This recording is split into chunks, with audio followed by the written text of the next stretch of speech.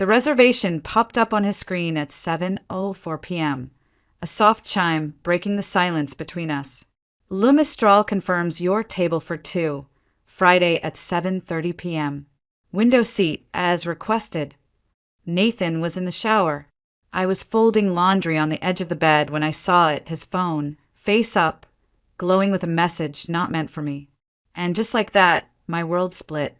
I didn't unlock it immediately. I sat there, holding a towel to my chest, my fingers frozen mid-fold. The steam from the bathroom hissed gently, masking the sound of my breath quickening. We had our 30th anniversary coming up in a month. We once dreamed of going to Le Mistral for that milestone, but Nathan had said the timing wasn't right, too busy, too tired, too expensive. But apparently it wasn't too expensive for someone else. My hand moved before my heart could catch up. I tapped the screen. The passcode hadn't changed in 10 years. Our wedding date, 0518. For digits. For lies. What I found was not a mistake, not a one-time lapse in judgment. It was an entire second life. A private world shared with someone named Kelsey. Kelsey Grant. Photos. Messages. Voice memos. Videos from Chicago, Portland. Even one from a rooftop bar in Toronto, where he was supposedly at a board retreat. There she was, blonde, polished, maybe mid-30s, curled into him like a promise he never gave me. He smiled wider in those photos than he had in years. I hadn't seen that smile since the day our youngest left for college. I'd thought maybe the house, growing quiet, had dimmed something in him. I'd blamed the silence on life, not deceit. The pain didn't explode. It condensed, like a storm building inward.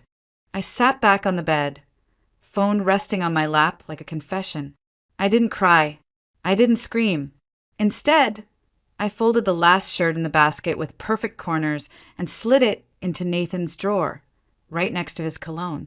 Then I placed his phone gently back on the nightstand and walked into the kitchen. The hum of the refrigerator, the soft tick of the clock on the wall, and me, staring into a cup of tea gone cold. I remembered a conversation from 2 weeks ago. He had canceled our dinner with the Trumans because of work.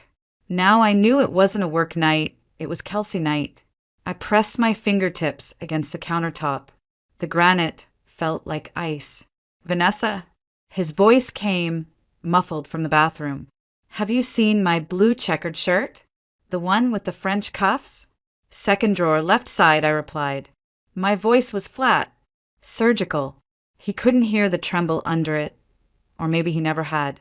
That night, I lay beside him as he fell asleep within minutes, the room filled with the steady rhythm of his breathing. My back was turned to him, eyes wide open in the dark. I stared at the shadows on the ceiling, tracing their edges like I was trying to outline the shape of betrayal. It wasn't just the affair. It was the ease, the efficiency, the effortless way he carried two lives like nothing was wrong. And the way he looked at her in that video, from the plane ride to Santa Monica, it wasn't lust. It was tenderness, familiarity. He kissed the side of her head like it was routine, like it was home. I thought back to the week before when I had asked him if he wanted to come with me to the school gala. He had smiled kindly, said he was too wiped out from a week of meetings. That same night, I now realized he was posting photos with her at a jazz lounge downtown. I remember once, years ago, my mother told me that the real end of a marriage isn't the fight or even the affair. It's when one person starts living like the other doesn't exist. That night, I felt non-existent in my own bed, my own life, but I also knew something else, something colder. I wasn't going to let him shatter me. I wouldn't be the sobbing woman on the kitchen floor begging for an explanation. That woman had existed in my imagination once, maybe in my 20s, but I was 61 now. I had lived through raising 2 boys, burying a father, surviving layoffs, and learning to sleep alone even when someone else was in the bed beside me. I pulled the sheets higher and stared into the dark. Let him plan his dinner for Friday night. Let him think he'd gotten away with it, because what he didn't know yet was that I had already RSVP'd. Wednesday, 7:12 a.m. I was sitting in my car in the faculty parking lot, right outside Alderidge High, where I'd worked for nearly 20 years. The windshield was still fogged at the edges. The sky was pale, like it hadn't woken up yet. The school building stood quiet. No students, no laughter, just the low hum of my engine and the weight in my chest. I stared at my phone. I wasn't checking lesson plans or emails. I was typing out a different kind of message. Hi, Ms. Benson. My mother in Duluth was taken to the hospital last night. I'll need to take personal leave through Friday. I've arranged for a sub. Thank you for understanding. Technically, it wasn't a lie. My mother did live in Duluth. And thankfully, she was still perfectly healthy. I hit send, and then I just sat there, motionless, as if any sudden move might shatter whatever was left of the illusion I'd lived in for decades. I used to think infidelity happened like lightning, fast, unpredictable, violent. But that's not how Nathan did it. He didn't betray me in a single act. He did it in pieces, in soft, quiet omissions night after night, excuse after excuse, brushing a hand away, canceling plans, staying late at the office, each one carving a little more distance until I couldn't even remember the last time he looked at me with warmth in his eyes. I didn't need tears. I needed facts. I started with the most basic, Kelsey Grant, the name from the messages.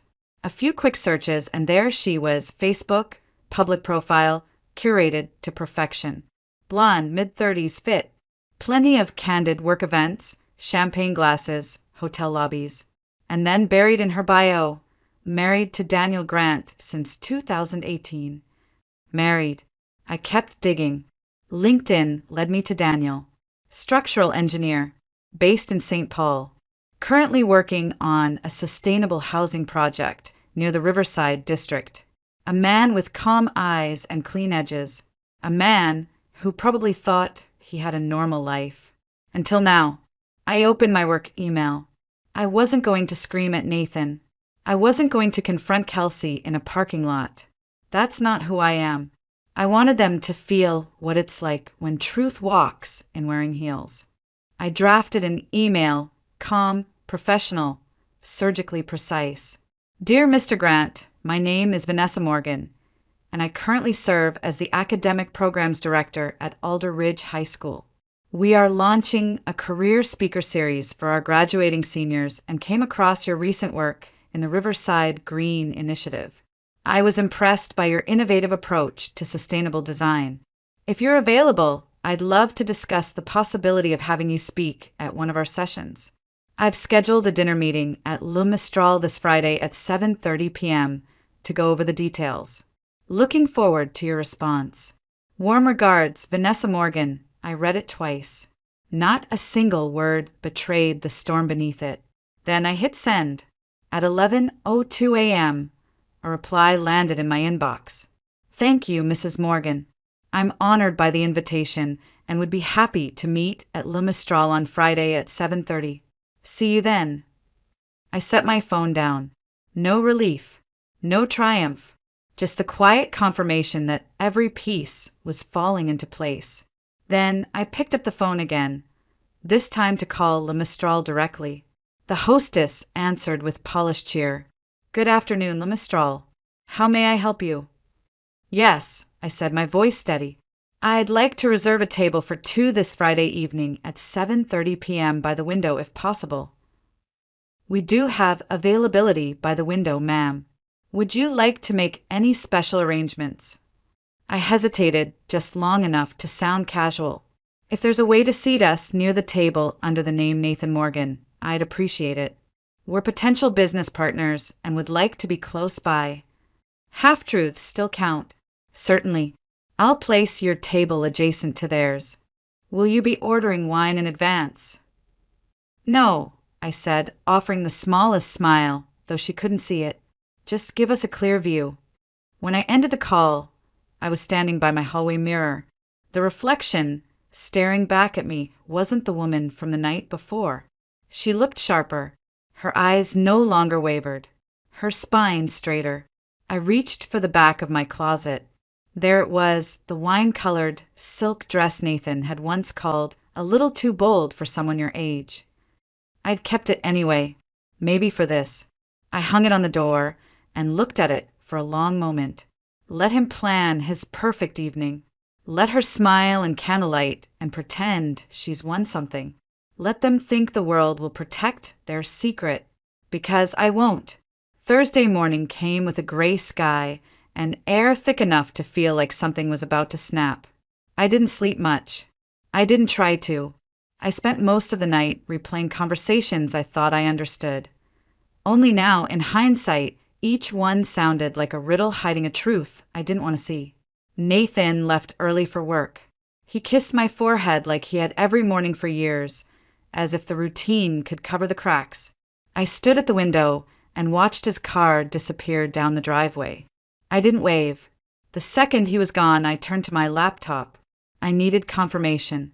I pulled up Nathan's work calendar from our shared iCloud, something he'd set up years ago to keep us organized. He must have forgotten, or maybe he never imagined I'd look. Men like Nathan don't hide things carefully, they hide them confidently. There it was. Friday night. Dinner, Le Mistral. 7:30 p.m. window seating confirmed. Cabernet Sauvignon pre-ordered. Under notes, private, no schedule conflicts. He had even added a smiling face emoji. That was the detail that made my stomach turn. I stared at the screen. His entire evening had been laid out with the precision of someone planning an anniversary. Except it wasn't for his wife. It was for her. For Kelsey, the woman who had once sent him a photo in the middle of the workday, wearing nothing but his dress shirt, captioned, "Missing you already." I remembered because I saw it. It was still burned into my mind, the way her fingers traced the collar, the smug little smile, the way Nathan responded. "Don't forget our window seat Friday. You deserve a night that sparkles." Sparkles. He used to say that to me. When we first started dating, he told me my eyes sparkled when I talked about teaching. And now he gave those words away to a woman who'd never folded his laundry or held his mother's hand through chemotherapy. I closed the laptop and reached for my notebook. I wrote down 3 things. Number 1, reservation confirmed. Number 2, Daniel attending. Number 3, plan, do not raise voice. No dramatics. Truth only. Underneath, I added, let them fall on their own sword. By 2 p.m., I'd already visited the tailor. The silk dress needed a slight adjustment at the waist. I'd lost weight in the past few months and hadn't noticed until now. The young seamstress didn't ask why I needed it ready by tomorrow night. Maybe she could see it in my eyes. On the way home, I stopped by a boutique and bought a new pair of champagne-colored heels. I hadn't worn heels in months, maybe longer, but Friday wasn't about comfort. It was about control. That evening, I reheated leftover soup and ate alone at the kitchen counter. Nathan texted to say he'd be late, last-minute budget review. Sorry, babe. I stared at the message for a full minute before locking my phone. At 7:45 p.m., I got an email notification on my laptop. Subject: Speaker opportunity confirmation from Daniel Grant. Hi again, Mrs. Morgan. Just confirming our meeting for tomorrow night at 7:30 p.m. Looking forward to the conversation. I've been meaning to get more involved with educational outreach, so this is perfect timing. I reread it 3 times. He still didn't know, but he would, and I would not be the one to scream it. I would not accuse or explain. I would only place the truth in front of him and let it speak for itself. Before heading to bed, I pulled out the small box of perfume I hadn't used in years, my favorite scent, soft and musky, the one Nathan said reminded him of our honeymoon in Sedona. I sprayed it once on my wrist. The smell flooded back, like memory wrapped in silk. I tucked the box into my purse. I wasn't wearing it for Nathan. I was wearing it for myself. By the time Nathan walked through the door at 10:08 p.m., I was already in bed. I pretended to be asleep. He kissed my temple, whispered, "Sorry, love. Long day." I didn't move. Let him think tomorrow would be just another night. Let him walk straight into it. Friday. 5:10 p.m. The city was wrapped in amber light, soft and golden as the sun dipped behind the Minneapolis skyline. I stood in front of the mirror, one earring in my palm, the other already clipped into place. The silk dress hugged my frame like it had been waiting for this moment as long as I had. The tailor had done a beautiful job. It no longer fit like a memory, it fit like a message. I applied my lipstick slowly. A muted baritone, nothing dramatic. Just enough to say, I am not invisible. At 6:30, I grabbed my purse and walked out the door. I didn't leave a note. I didn't need to. Nathan would see me soon enough. The ride downtown was quiet. I didn't play music. I wanted to hear the sound of the tires on pavement, to feel the pulse of the city moving around me, steady and indifferent. I wasn't shaking. I wasn't smiling. I was something in between, a steel calm that had taken days to forge. At 7:14, I arrived at Le Mistral. The hostess greeted me with a polished smile. "Good evening, ma'am. Table for two?" "Yes," I said. "Under Vanessa Morgan. Right this way." She led me through the soft glow of chandeliers and velvet-backed chairs, past tables humming with laughter and clinking glasses. The restaurant felt like another world, one where people pretended reality didn't exist beyond the candlelight. She seated me at a table near the window. It was perfect. From this angle, I had a clear view of the next table over, currently unoccupied. The reservation for Nathan and Kelsey was still waiting to unfold. "Would you like something to drink while you wait?" the hostess asked. "A dirty martini," I said. "Extra olives." She nodded and left. I sat back and breathed in the moment. I'd rehearsed this 1,000 ways, but reality had its own rhythm. Nothing ever happens exactly the way we plan it, and yet sometimes it lands even better. At 7:22, I heard footsteps. "Mrs. Morgan." I turned. Daniel Grant stood there in a dark navy shirt and slate gray slacks. No tie. Relaxed. But he looked tired. The kind of tired you don't get from work. The kind that seeps in when something feels off, and you haven't put your finger on it yet. "Daniel," I said, rising to shake his hand. "Thank you so much for coming." "The pleasure's mine," he said, taking his seat across from me. "The project at Riverside has been pretty demanding, but this sounded like a great opportunity." We exchanged polite smiles and began talking about education, public-private partnerships, the importance of community design. He was articulate, focused, easy to talk to. I found myself relaxing into the conversation, just a little. Then, at 7:34, they arrived. Nathan walked in first, hand on the small of her back. Kelsey followed, dressed in a slim red dress and black heels. She was radiant in that curated kind of way, like someone who never had to ask twice for attention. Her hand grazed a shoulder as they laughed at something only they shared. The hostess led them to the table beside us, just a few feet away. I didn't look directly at them, but I could feel the weight of their presence, like static in the air. I reached for my glass, fingers steady. Daniel kept talking. He hadn't noticed them yet.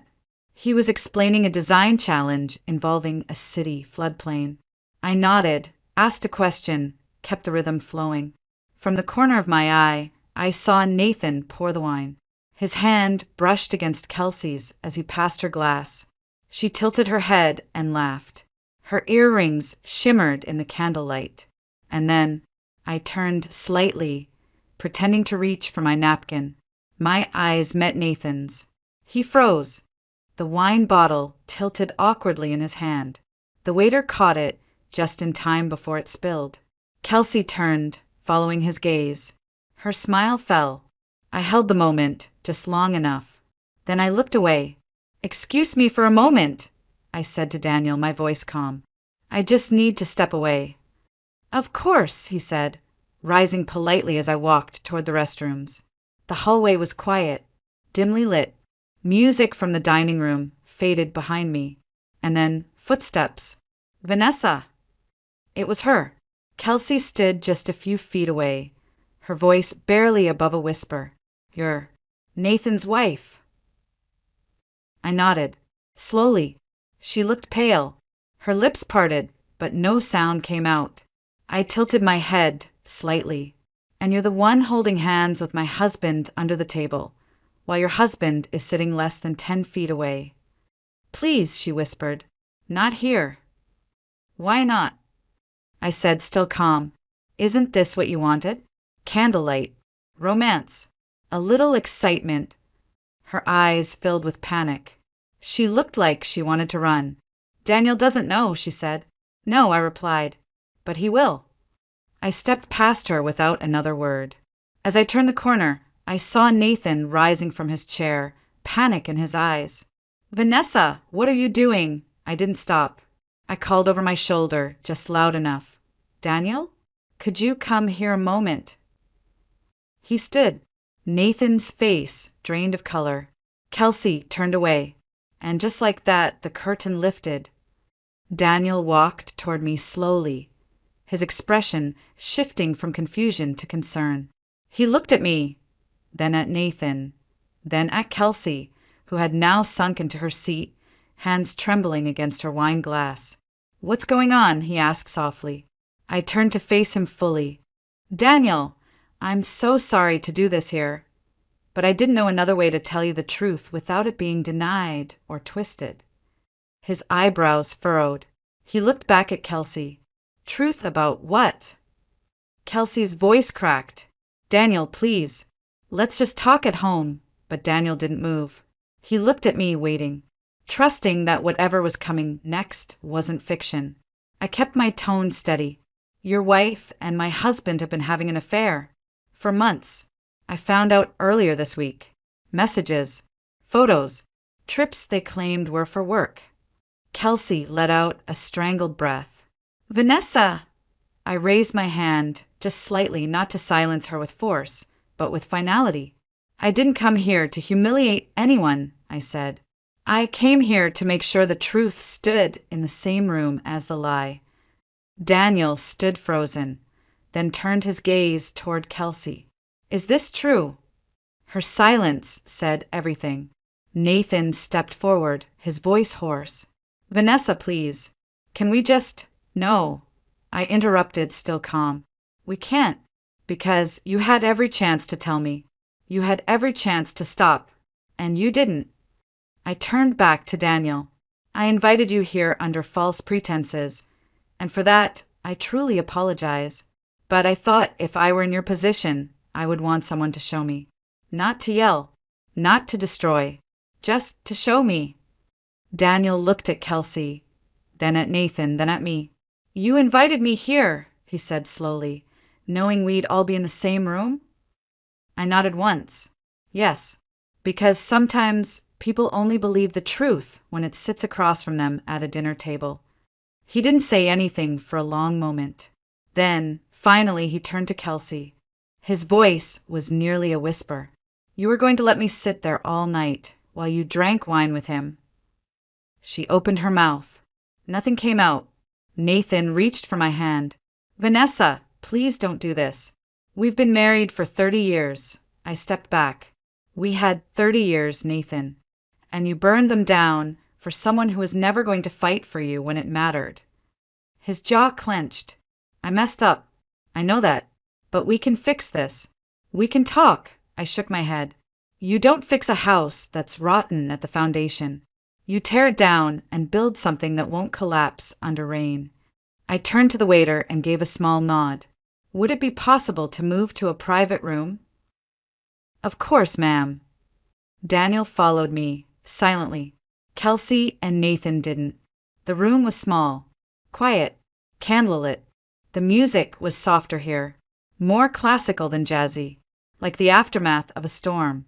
Daniel sat down across from me, his hands folded tightly. "I don't know what to say," he murmured. "You don't have to say anything," I replied. "I didn't bring you here to get revenge. I brought you here because I figured maybe you deserved the truth just as much as I did." He leaned back, staring at the flickering candle between us. I believed her. I never questioned her. We weren't perfect, but I never imagined this. I know, I said quietly. Neither did I. We sat there for a while in silence, the kind that doesn't demand to be filled. Eventually, Nathan appeared at the door. Vanessa, can I just talk to you? Alone. Daniel looked at me, waiting. I nodded. I'll be fine. Nathan stepped in, his face drawn, eyes tired. For the first time in years, he looked older than me. I don't even know where to begin, he said, voice cracking. Start from Monday night, I replied. When you got that reservation confirmation, that's when I knew. He paused, then dropped into the chair across from me. It was a mistake, he whispered. It started as a joke, a distraction. I felt lost, forgotten at home. And she made you feel wanted, I finished. I know. That's what all men say when they rewrite the story to make themselves the victim. I didn't mean for it to go this far, he said. You're the only woman I've ever truly loved. I tilted my head. Then why did you look at her the way you used to look at me? He didn't answer. I stood. I'm not angry anymore, Nathan. Not in the way I was. Anger fades. But what stays is clarity. And I'm finally clear on something. I'm not spending the rest of my life shrinking myself just to keep a man who doesn't see me. He stood up too, voice cracking. So that's it. I nodded. You'll be out of the house by Monday. I'll speak to a lawyer next week. You're really doing this after all we've built? I'm not destroying anything, I said softly. You already did. I'm just stepping out from the ruins. I walked past him, back to the table, back to Daniel. I didn't cry. I didn't look back.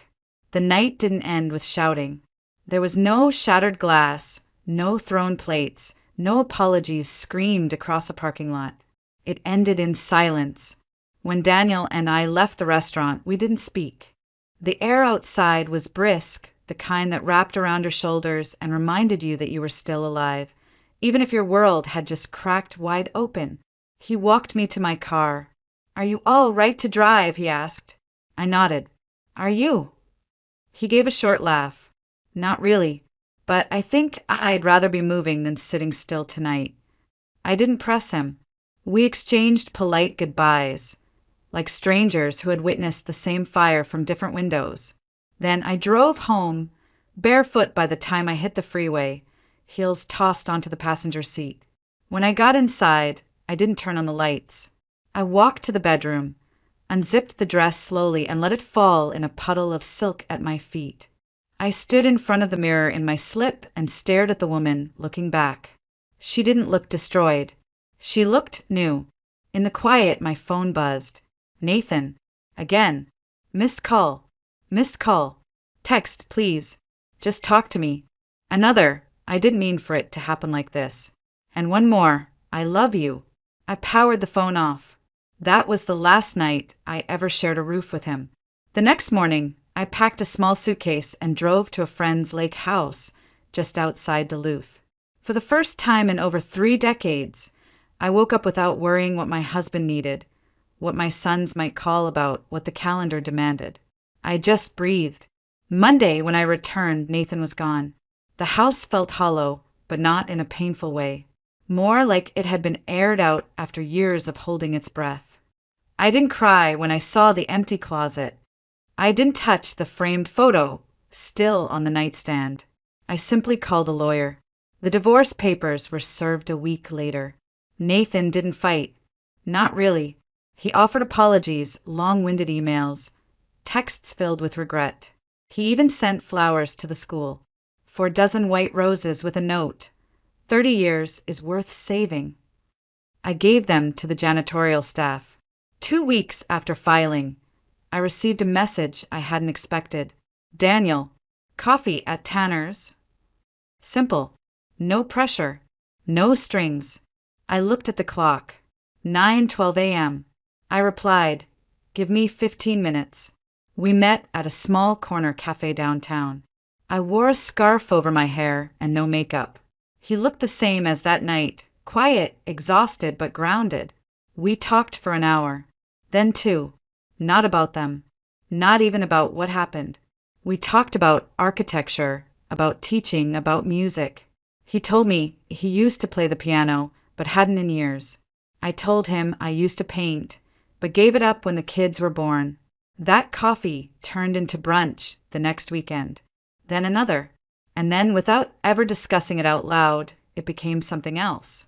Something steady, gentle. He never touched me without asking. He never looked at me like I was broken, just rebuilding. Like him. Months passed. Kelsey moved out of state. A former coworker of Nathan's told me she'd quit after word of the affair spread. Apparently, the firm didn't appreciate having to clean up a personal scandal on company letterhead. She left without ceremony, just a short farewell message in the office group chat and a one-line email to Daniel. "I'm sorry I made you lose faith in love." He showed it to me over dinner one night. "Did you?" I asked. He looked at me for a long time. "No, because I'm learning how to believe in something better, not in promises, just in consistency." I didn't answer, but I didn't need to. There's a silence between two people who've lost everything, and then started building something that doesn't need to be named. That was us. On a warm Sunday in July, we sat on my porch, watching the sky streak with lavender and gold. I pulled a blanket over my lap and sipped from a mug of tea. "Do you think we've changed?" I asked. Daniel turned to me, a slow smile forming. "No, I think we're just returning to who we were before we had to become someone else for someone who didn't deserve it." That answer sat in my chest for hours. Not long after that, we started walking together every evening, along the river, past the old iron bridge near Riverside. No hand-holding, no titles, just steps in the same direction. And one night, in the silence between streetlights, he stopped. "I'm not in a rush," he said. "I'm not trying to make this anything you don't want. But if one day you feel ready, I'd like to know what your favorite place in the world is, so I can take you there." I didn't respond, but the look in my eyes told him enough. Because the truth is, sometimes what begins in devastation doesn't end in despair. Sometimes it ends in peace. A year later, almost to the day, I received an unexpected envelope in the mail. It was cream-colored, thick and formal. My name, Vanessa Morgan, written in cursive blue ink across the front. Inside, an invitation. "Retirement celebration for Professor Elaine Benson Friday. 6 p.m. St. Paul Conservatory Hall, Elaine." My former department chair. The same woman I'd lied to a year ago about my mother being hospitalized. She was one of the few people who never asked questions, but always seemed to know more than she said. I hadn't seen her since the divorce. I wasn't sure I wanted to go, not because of Elaine, but because I knew there was a chance Nathan might be there. He and Elaine had kept in touch after the separation. He'd been her former student years before he ever became my husband. But I went, not because I wanted to be seen, but because I wanted to know if I stood in a room with the man who had betrayed me, would I still feel small? Or would I feel nothing? That night I wore navy, clean lines, minimal jewelry, no makeup beyond mascara. I didn't dress to impress. I dressed to witness my own peace. The conservatory was warm with soft lighting and filled with people mingling over champagne and small bites. String music floated in from the corner, light and unobtrusive. I greeted familiar faces, some surprised, some awkward, but no one asked questions, and no one said Nathan's name, until he appeared. He was standing near the wine table, slightly thinner than I remembered, a little gray at the temples now, still polished, but the confidence, the arrogance he once wore like a badge, it was gone. He turned, saw me, and for a beat, the entire room seemed to still. He walked toward me slowly, wine glass in hand, his voice softer than I remembered. "Vanessa," he said, "I didn't think you'd come." "I didn't think I'd see you here either," I replied, keeping my tone neutral. He offered a faint smile. "Elaine's one of the few who still speaks to me." There was no resentment in his voice, just fact. He looked down for a moment, then back up. "I heard you filed. Officially." I nodded. Last summer. It's done. He swallowed. And are you okay? I paused, then answered not for him, but for myself. Yes, I said clearly. I'm rebuilding life on my own terms, and I'm not alone. Just then, a familiar figure stepped into view. Daniel, in a charcoal blazer, hands in his pockets, scanning the room with quiet observation. When he saw me, he smiled, the soft kind that's meant just for you. Nathan followed my gaze. His eyes flicked back to me, something unreadable passing across his face. I always thought you'd wait, he said quietly, that you'd give me another chance. I know, I said. That was your mistake. He exhaled long and slow. I lost everything, Vanessa. No, I said gently. You gave everything away. There's a difference. He looked at me one last time. Not with love. Not even with regret. Just finality. The way people look when they realize a door isn't just closed. It's no longer part of the house. I turned, walked toward Daniel, and took his arm without hesitation. He didn't ask what had been said. He didn't need to. As we stepped out into the night, the lights from the conservatory spilled behind us, golden and soft. I looked up at the sky. The stars were faint, but still there. Do you regret going? Daniel asked as we reached the parking lot. I shook my head. No, I think I needed to see it. See what? That I don't owe anyone my life, especially not someone who tried to dim it. He smiled, and in that moment, I realized something I hadn't been able to say aloud until now. Daniel, I said softly, there was a time I thought betrayal was the end of the story. And now, he asked. I looked at him. Now, I think it was just the comma before the sentence that finally began with me. 1 year, 3 months, and 16 days after the night I sat across from Daniel Grant at Le Mistral, I found myself in a completely different place. Not just physically, emotionally. The cottage I now called home sat on the edge of Silverleaf Lake, about 30 minutes outside Minneapolis. It wasn't large, just 2 bedrooms, a wide porch, and a wall of windows facing the water. I bought it with my own money after the divorce was finalized, using savings I had once thought I'd spend traveling with Nathan in our retirement. Instead, I spent mornings here watching the light shift over the lake, sipping coffee in silence, or curled up with a book that didn't end in heartbreak. Daniel never moved in. That was by choice. We weren't rushing anything. We weren't building anything on obligation. What we had was different. He came on weekends, brought flowers from the co-op, and left his toothbrush in the second drawer without fanfare. We cooked together. We watched old films. He played piano again, softly, carefully, like he was relearning how to let joy back into his fingertips. Sometimes he still looked at me as if he wasn't sure he deserved this kind of peace. And sometimes I caught myself doing the same. Because after 30 years of being the strong wife, the devoted mother, the silent supporter, I didn't recognize the woman who now let herself be adored without apology. One evening, as we sat on the porch swing, I looked over at him. He had a sketch pad in his lap, doodling the outline of the dock and willow trees beyond it. His glasses slipped down his nose. His socks didn't match. He was beautiful. Do you think we're healed? I asked him quietly. He didn't answer right away. Then, I don't think healing has a finish line, Vanessa. I think we just stop bleeding and start growing things in the scars. I nodded. That made sense, because I no longer hurt when I saw Nathan's name in my inbox. I didn't flinch when someone said the word affair in passing. I didn't replay conversations or wonder what I could have done differently. I had let it go, fully, completely, and in its place was something real, something unglamorous but solid, not fireworks but warmth, not adrenaline but safety.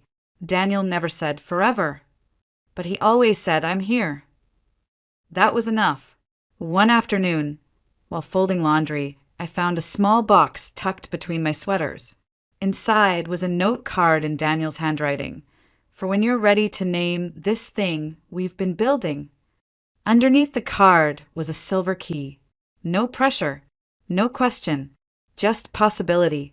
I didn't bring it up right away. I didn't feel like I had to. That was the difference between what I had now and what I used to call love. With Nathan, everything had a clock ticking, a performance to maintain, a role to play. With Daniel, everything felt like breath. Easy, earned. The next time he visited, I handed him back the key.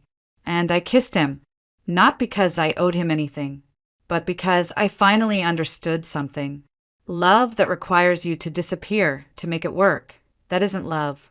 Love that waits without pressure, stands beside you in silence, and lets you return to yourself piece by piece, that's the kind that lasts. There are women watching this right now, women who've given their whole hearts to people who only took what they needed and left them empty. Maybe you've been lied to. Maybe you've been replaced. Maybe you've been sitting beside someone who hasn't really seen you in years. This story isn't about revenge. Not really. It's about what happens when a woman finally sees herself clearly and realizes she was never the problem. It's about choosing peace over performance, self-worth over survival, healing over holding on.